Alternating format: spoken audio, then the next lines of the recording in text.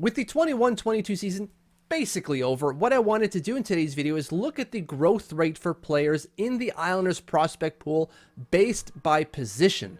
So we're going to look at centers, left wing, left D, and right D. No goalies. We'll get to that in another video.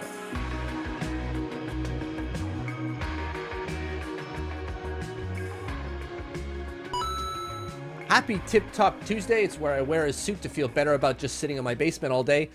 Funny enough, with this suit, I bought it from South Korea on, I don't even know where I got it. Either way, it came with bell bottoms. And I don't know about you, but I don't wear bell bottoms. So I had to go and mess around with the pants myself.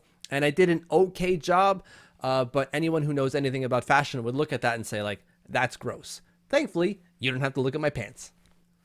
In today's video, we're looking at growth rate based on position. So we're looking at every player within that position to see who's growing or who isn't.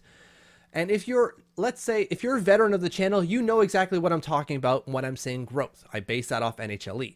And if you're new to the channel, you might be saying, I don't know what NHLE is, please fill me in. And so this is my quick synopsis on what NHLE is. It's what it tries to do is essentially estimate what a player's production at their league would look like at the NHL level. So for argument's sake, let's say Rustin Shakov scores 22 points in 25 games at the German level. What does that look like at the NHL level? And what that allows us to do is not only look at how impactful that player is being with a frame of reference that we can all understand, but it also allows us to compare and contrast players from different leagues. So like, how much is Rustin doing in Germany versus how much Alexander Ljungcrantz is doing at the second division of the Swedish hockey pyramid, right? We can compare and contrast because we're comparing and contrasting the same thing when it comes to NHLE. And so that's what I'm looking at here. With growth rate, what I'm doing is I'm looking at the week over week NHLE and how that is growing or not from the start of the season until now. We'll start with the centers. And what we're looking for here is, again, players who are growing or players who are not. What you'll see here with the graph is you have a lot of guys kind of plateauing, starting off and kind of staying at the same level from the start of the year to the end of the year. And then you got three guys who absolutely exploded and then kind of plateaued to where they are now. And so the guys at the top are the ones we obviously want to talk about. The guys who are plateauing near the bottom, there isn't much to talk about there. The three guys at the top, Aatu Räty is that blue line, Otto Koivula is the orange line, and then the green line is Rustin Ishakov. And so for Rustin, you're going to say, what the hell happened there for him to go from basically nothing all the way? He started playing. That's it. He was injured for that first bit. That's it. That's all. And then the second he got in, boom, started putting up points and never really stopped until recently where he's not in the lineup. It's a whole weird thing. The green line, the orange line is Otto Koivula. And you see again there, starts off hot. He missed a couple of games at the start of the year, starts off hot, but then it starts fizzling down near the end. And that's a little bit of a worrying trend because that's not just because he joined the NHL squad. There's a lack of production, or consistent production, I should say, at the AHL level, which accounts for that curve or that line really kind of to trend downwards near the halfway mark of the season. The last one, Aatu Räty, the blue line there, it goes up and it just never really stops going up until just recently. You can see a little bit of a dip there where he falls back towards 30. Those are the two AHL games that he just played in recently, and he didn't score any points. So that's why it's going down, but you don't care. You're okay with that dip because, again, he's at the AHL level. But for Aatu, you see growth, and that's all we wanted to see this year. He's growing. The second he joined Jukurit, it just skyrockets, and then it just kept going from there, right? Like, he didn't hit 30 until maybe halfway through the season, and it still went up from there. So Aatu Räty was doing some really fantastic things over in Finland, and his stock just kept on rising the entire season long, where he's clearly the #1 center in the prospect pool this year. We move to the left wing, and it's really one player and then everyone else when you look at the difference. And the one player here in red is Kiefer Bellows. But I'm going to stop talking about him as a prospect once the season is over because I don't consider him a prospect anymore. I've only kept talking about him now just because I was following him all year, and I didn't really want to take him out halfway through or 7/8 of the way through. So you got Kiefer Bellows at the top there doing some nice things. After that, there isn't really anyone else to talk about. Arnaud Durandeau maybe is the only one. That's the yellow line you're seeing there that goes up or starts high and then slowly trends down.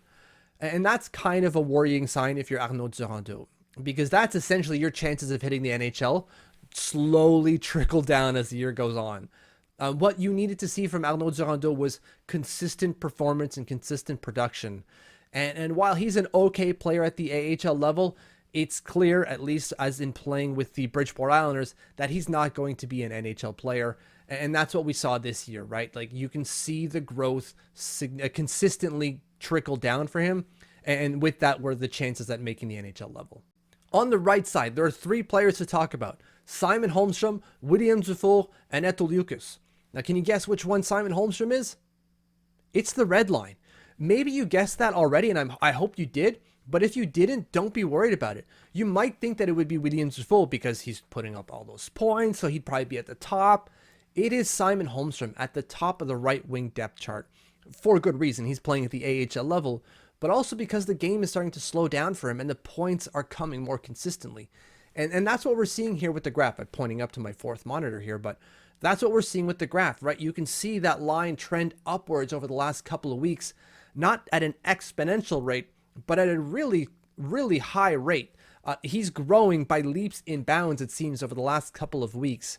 And we've talked about it over the last couple of weeks as well, where the game is slowing down and Simon Holmstrom's intelligence and hockey IQ and impact is starting to be felt in a game-by-game basis.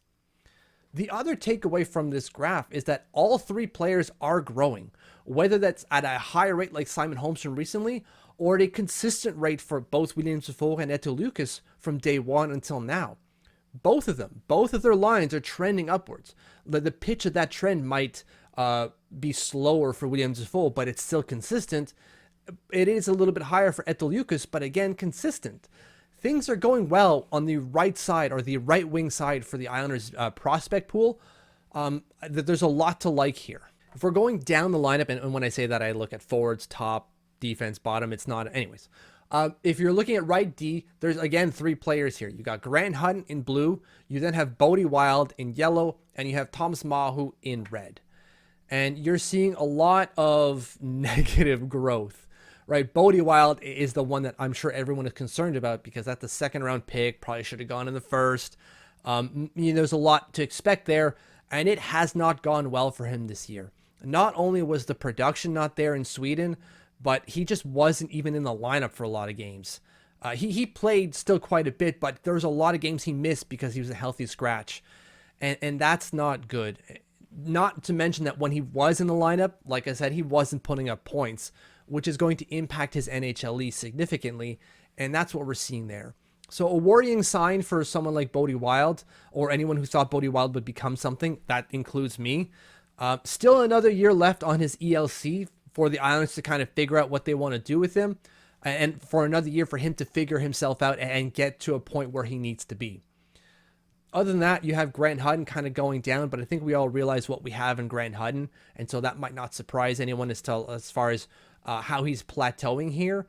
Every valley you see on that graph is him playing at the NHL level, and you'll take what is in fact like a 10 to 15 point NHL player. We know that, and that's okay. The last one, Thomas Mahu, trending downwards, that's a 7th round pick, right? Like, that's house money. He's playing at the USHL level. He's going to be joining the NCAA later on next year. So we'll see if this trends upwards as he goes forward. But right now it's trending down. And like someone has said to me before, 7th round picks sometimes are just 7th round picks. The last graph we're looking at is left-handed defense, and there's a lot to unpack with this one here. You've got guys at the bottom that have plateaued, you've got volatility in the middle, and one guy up top.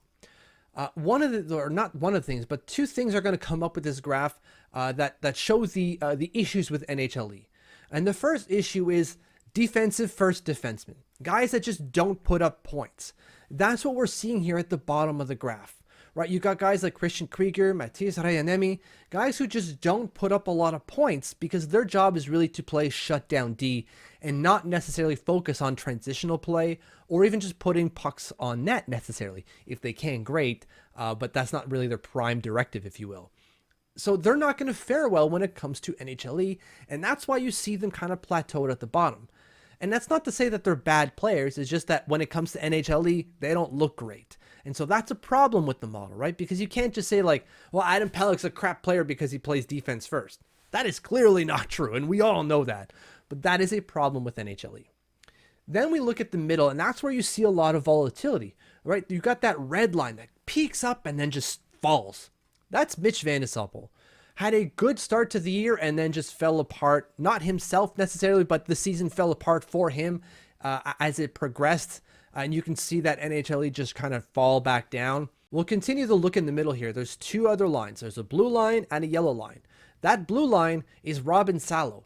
And you're going to say, whoa, really? I thought that would have been the one up top. That's not the case. And that's a problem with NHLE that we'll get to in a second here. But just focusing on Robin Salo, I wouldn't say that there's negative growth, although that's what the graph is showing us here.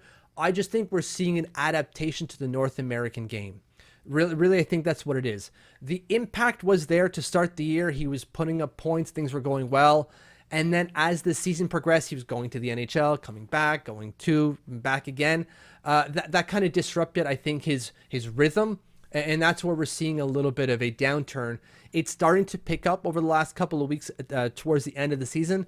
And that's the thing. He was getting back into his rhythm. And that's why you can see that graph go up a little bit near the end for Robin Salo. And then you have Parker Wotherspoon, which is just kind of all the way up and down and trending upwards near the end. Wotherspoon had a very interesting season for the Bridgeport Islanders. Really their top guy. It was honestly Parker Wotherspoon was their top guy on the blue line. And the only reason he wasn't called up sooner was because he was injured at the time. I suspect that if he was healthy, they would have called him up first over Grant Hutton. But good thing to see for him. We'll see if that translate into anything going forward. The final line here is Sebastian Aho. And I've had a really hard time articulating this point. I've gone through like 15 takes on Sebastian Aho alone. And sometimes what I'm saying is either too mathy or not mathy enough. And I'm finding a hard time to strike the balance here on what to say about Sebastian Aho. Because what we're seeing here is the other problem with NHLE. Now, with Sebastian Aho, he's got 12 points in 34 games at the NHL level. Every NHL point is already worth more than everything else because what we're trying to do with NHLE is say, how much is this worth at the NHL level? So already NHL is worth 1-for-1 comparison, whereas something else is not. And so for every point that Sebastian Aho scores at the NHL level, his rating gets a huge boost. And when he's got 12 points in 34 games, that rating is going to jump up super high, right? That's why we see him above everyone else here. But would you say that Sebastian Aho is above everyone else? I certainly would not. When I look at 32 point NHLE, I'm thinking top 4 defenseman, transition player, excellent stuff. But while Sebastian Aho is a good transition player, he's not a top 4 defenseman at the NHL level. It's not to say he doesn't necessarily belong at the NHL level. I can hear an argument for and against, but it's clear that he's not a top 4 guy. So when we see 32, we paint a picture in our head. 32 NHLE paints a picture in our head. But that's the problem with NHLE, right? And the problem with any analytics necessarily, or maybe not the problem, the downfall is that it doesn't paint a complete picture. And anyone who studies analytics will tell you the same thing. It doesn't paint the complete picture.